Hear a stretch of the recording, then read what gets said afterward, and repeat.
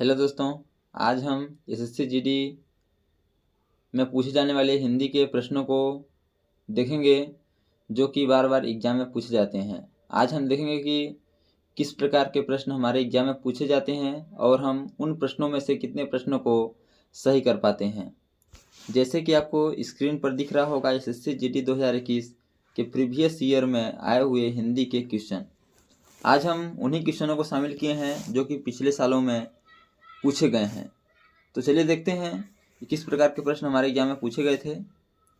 इसमें से पहला क्वेश्चन है, किसी पर विजय पाने की इच्छा रखने वाला। बताना है किसी पर विजय पाने की इच्छा रखने वाले को हम एक शब्द में क्या कह सकते हैं।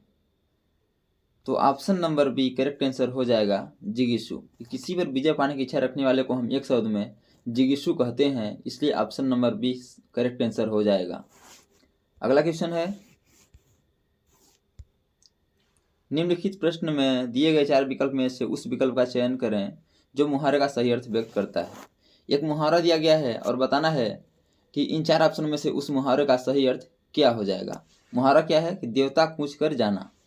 एक मुहावरा दिया गया है कि देवता कूच कर जाना और इस मुहावरे का अर्थ इन 4 ऑप्शनों में से दिया गया है और बताना कि कौन सा ऑप्शन सही हो जाएगा। तो देवता कूच कर जाना, इस मुहावरे का अर्थ हो जाएगा घबरा जाना, इसलिए option number D correct answer हो जाएगा। अगला क्वेश्चन है, रिक्त स्थान को भरने के लिए सबसे उपयुक्त शब्द का चयन करें। मेरे पिताजी ने यह खाली स्थान लिखी है।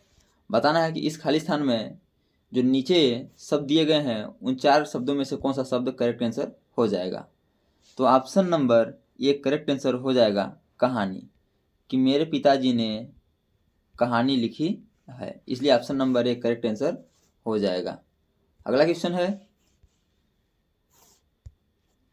दिए गए 4 विकल्प में से उस विकल्प का चयन करें जो नीचे दिए गए मुहावरे का अर्थ व्यक्त करता है। एक मुहावरा दिया गया है और बताना है कि इन 4 ऑप्शन में से उस मुहावरे का अर्थ कौन सा ऑप्शन व्यक्त करता है। मुहावरा क्या है, आंखों में धूल झोंकना। बताना है कि आंखों में धूल झोंकना, इस मुहावरे का अर्थ क्या हो जाएगा। 4 ऑप्शन में से हमको छांटना है, तो option number D correct answer हो जाएगा धोखा देना। नेक्स्ट क्वेश्चन है, नीचे दिए गए शब्द के समानार्थी शब्द का चयन करें। बताना है कि नीचे दिए गए शब्द अर्थात पुष्प का हमें समानार्थी या पर्यायवाची शब्द बताना है। तो option number B correct answer हो जाएगा प्रसून। इसके अलावा पुष्प के होते हैं समानार्थी की बात करें तो फूल, सुमन, कुसुम, ये सब पुष्प के समानार्थी शब्द होते हैं। तो अगला क्वेश्चन है, सही वर्तनी वाले शब्द का चयन करें। बताना है कि इन 4 ऑप्शन में से कौन सा ऑप्शन एकदम वर्तनी के रूप में सही लिखा गया है। तो option number B correct answer हो जाएगा पूजनी। पूजनी बिल्कुल यह सही लिखा गया है, इसलिए option number B correct answer हो जाएगा। यदि बात करें हम पूज्य की, तो पूज्य इस प्रकार लिखा जाता है, पूज्य में आधा जा आता है जबकि पूजनी में पूरा जा आता है, इसलिए option number B correct answer हो जाएगा। अगला क्वेश्चन देखते हैं, नीचे दिए गए वाक्यांश के लिए एक शब्द दीजिए और इस विकल्प में से चुनिए। जिसका अपकार किया गया हो। बताना है कि जिसका अपकार किया गया हो उसे हम एक शब्द में क्या कह सकते हैं। तो option number B correct answer हो जाएगा अपकृत। जिसका अपकार किया गया हो उसे हम एक शब्द में अपकृत कहते हैं, इसलिए option number B correct answer हो जाएगा। यदि बात करें हम उपकृत की, तो जिसका उपकार किया गया हो उसे हम उपकृत कहते हैं। लेकिन इसमें क्या क्वेश्चन क्या है कि जिसका अपकार किया गया हो तो उसे हम अपकृत कहते हैं, इसलिए option number B correct answer हो जाएगा। अगला क्वेश्चन है, रिक्त स्थान को भरने के लिए सबसे उपयुक्त शब्द का चयन करें। मैंने अपने भाई को खाली स्थान भेजा कि रविवार को हमसे मिलने आना। बताना है कि मैंने अपने भाई को क्या भेजा, इन 4 ऑप्शन में से बताना है, सूचना, समाचार, संवाद या संदेश। तो मैंने अपने भाई को संदेश भेजा, क्या भेजा, संदेश भेजा कि रविवार को हमसे मिलने आना, इसलिए option number D correct answer हो जाएगा। अगला क्वेश्चन है, दिए गए वाक्य के किस भाग में त्रुटि है। एक वाक्यांश दिया गया है और बताना है कि उसके किस भाग में त्रुटि है। अभी ही वह यहाँ से बाहर गया, बताना है कि इसके किस भाग में त्रुटि है। से बाहर, गया, अभी ही, यह अगला है, वह यहाँ, बताना है कि इसे किस भाग में त्रुटि है। तो अभी ही वह यहाँ से बाहर गया, इसमें ही नहीं आता है, ही नहीं आएगा, क्या होगा, अभी वह यहाँ से बाहर गया। तो अभी ही जिस खंड में होगा उस खंड में क्या है, त्रुटि है। तो देखते हैं किस खंड में है।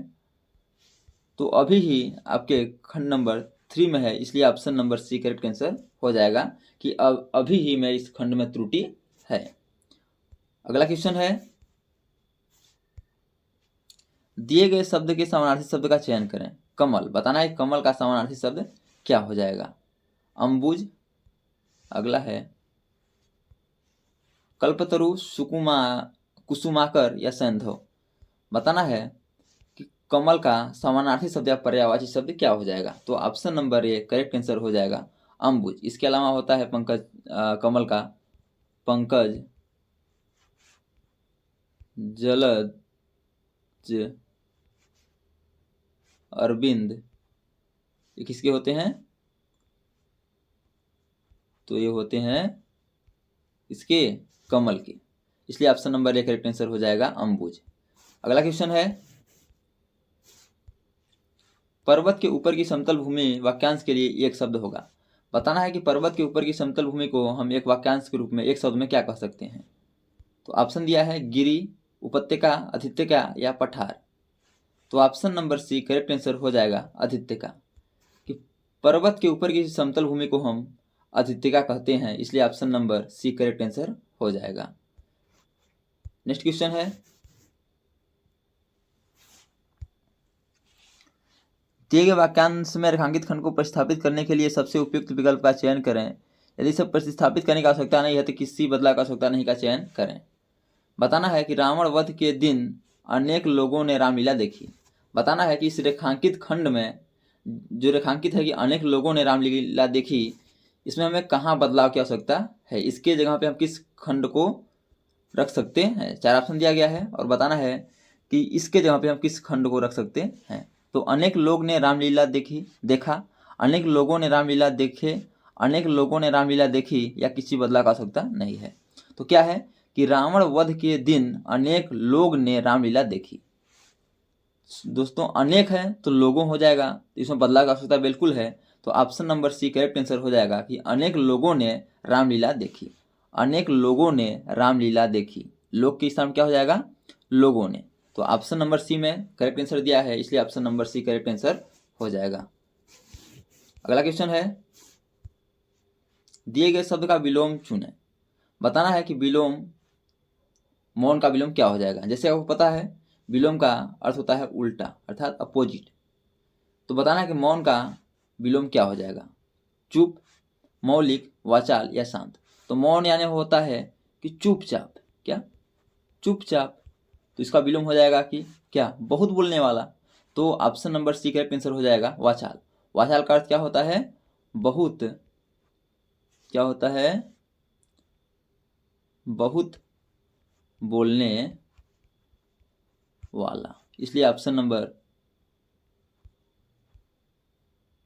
सी करेक्ट आंसर हो जाएगा। अगला क्वेश्चन है, नई वस्तु की खोज को खाली स्थान कहते हैं। बताना है कि नई वस्तु की खोज को हम क्या कहते हैं, आविष्कार, गवेषणा, संशोधन या खोज। तो ऑप्शन नंबर एक करेक्ट आंसर हो जाएगा आविष्कार। नई वस्तु की खोज को हम क्या कहते हैं, आविष्कार कहते हैं, इसलिए ऑप्शन नंबर एक करेक्ट आंसर हो जाएगा। दोस्तों thanks for watching this video. यह वीडियो आपको कैसा लगा कमेंट बॉक्स में जरूर बताइएगा। वह आपके कितने प्रश्न सही हुए कमेंट बॉक्स में अपने स्कोर जरूर बताइएगा। तो इसी प्रकार के एसएससी जीडी के एग्जाम में पूछे जाने वाले सही वर्तनी वाले शब्द, विलोम शब्द, पर्यायवाची शब्द, वर्तनी शुद्धिकरण, अनेक शब्दों के लिए एक शब्द, मुहावरे, लोकोक्तियाँ व पिछले साल में पूछे गए प्रश्नों को देखने के लिए व उनका हल पाने के लिए हमारे यूट्यूब चैनल को लाइक करें, शेयर करें, सब्सक्राइब करें, तो मिलते हैं नेक्स्ट वीडियो में, तब तक के लिए जय हिंद, वंदे मातरम।